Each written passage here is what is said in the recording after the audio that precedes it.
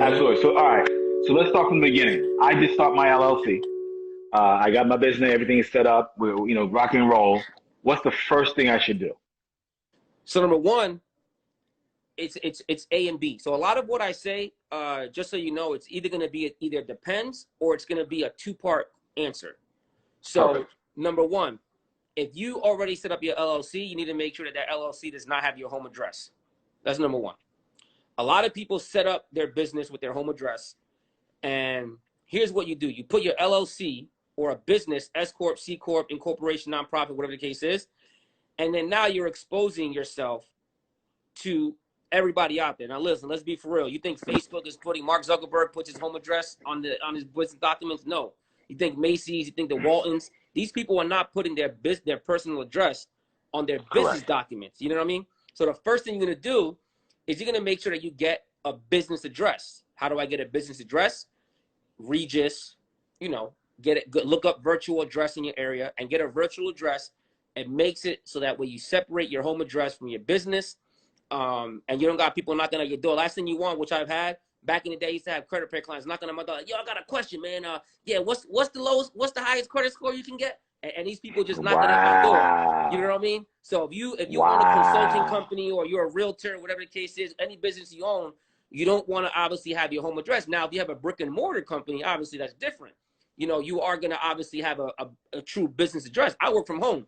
10 years I've been working from home, and it's a wonderful thing, but you don't want to have your home address. And it's very important that people understand, don't get a UPS box, don't get a PO box. That doesn't add credibility to your company, right? So you want to make sure you just Google virtual address in your local area, use that, have all your mail forwarded to there, and then now you're protecting your person. Let's say if you have a family and you have a disgruntled client, you don't want them knocking at your door while your wife and daughter are home by themselves. You know what I mean? And if you own a pizzeria, if you own a construction company, if you own something that has a brick and mortar business, then hurry up and change the address that you started your LLC with to that address. If you move, like I have business credit clients, they have addresses from 8-9 years ago that they never changed.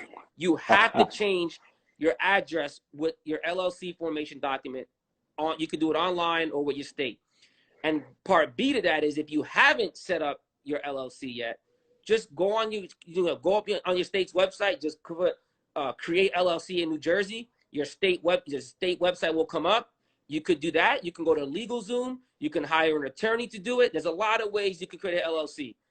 So that's why my thing was two-part, because if you already have one, you got to do this, and if you don't have one, you can still get one. Now, speaking of which, so this is another way for you guys. So when you're setting up the LLC, you can have what's called agent be set up the LLC for you. What happens is the agent does all the stuff, sets it up, and they use their business address. So you can utilize that as your business address because the agent is receiving all your notifications for the business anyway, from a legal standpoint, from the state, and things of that nature. So when I created my new LLC, nobody knows where I live. That's important. The registered agent, definitely forgot about that one, man. So thank you. I don't utilize that one as much as I should.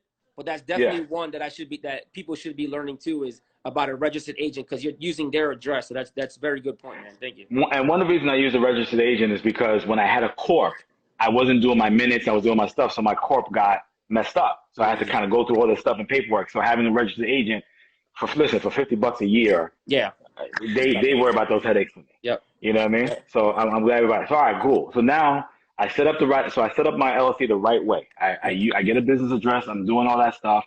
What's my next step? You have to make sure, and this is where a lot of people miss, you have to make sure you set up your tax ID with the IRS to get your employment identification number. Because just because you have an LLC doesn't mean that you automatically get a tax ID, right? So this is your company's social security number.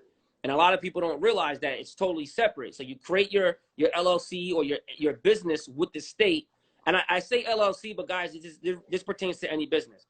Now you got to go to the IRS. You have to get your employment identification number, your tax ID, using that same business address, right?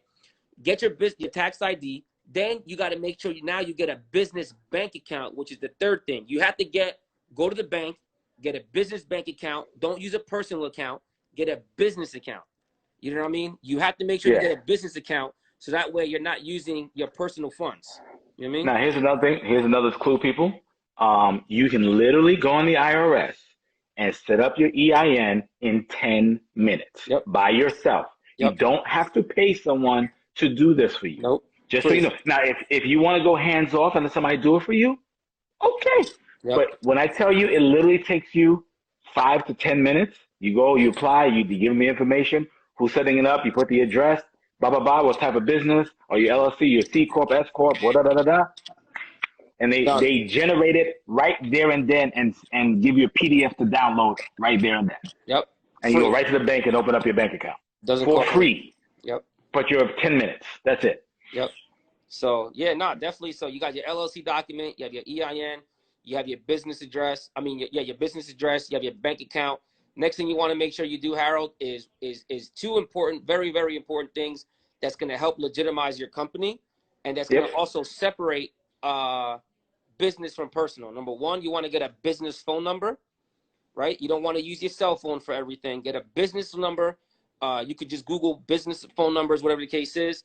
And then you want to make sure that you also get a business email address. So if you have a website, you can obviously get someone to do that and go to Google or whatever the case is and get a business address, a business email address. But it's also as simple as creating something like thecreditdude@gmail.com. Like, you don't always need to have, like, this is the misconception. Like, a lot of people say, oh, you have to have @company.com. You don't always need it. It's good. But obviously, expense-wise, everything I'm going to give you guys is going to try to, reduce minimize costs. Minimize your costs. So you could go, somebody said Google Voice, if that's what you want to use as a business, as long as it's separate, you know what I mean? Like, if you own a pizzeria, obviously you're not going to use a Google Voice. You're going to get it set up with Optimum or Verizon, whoever it is at the thing. Yeah. But like, if you're a consultant, if you're a real estate agent, and if you're like, separate your business number from your personal number, and then also get a business email address, whether it's through Gmail or whether it's through GoDaddy or whether it's through all these other sites. And you don't always need like an @company.com, but you want to make sure you separate it, because now you don't want to miss any phone calls. Like, let's say you're on the weekend, you know that if your phone rings, boom, all right, that's my business line. You got an email through here, all right, boom, that's a business email. Like, something as simple as that has nothing to do with necessarily business credit. But it does help legitimize you as a business owner too, because imagine if your email address is like spicyboy37@yahoo.com. You know what I mean?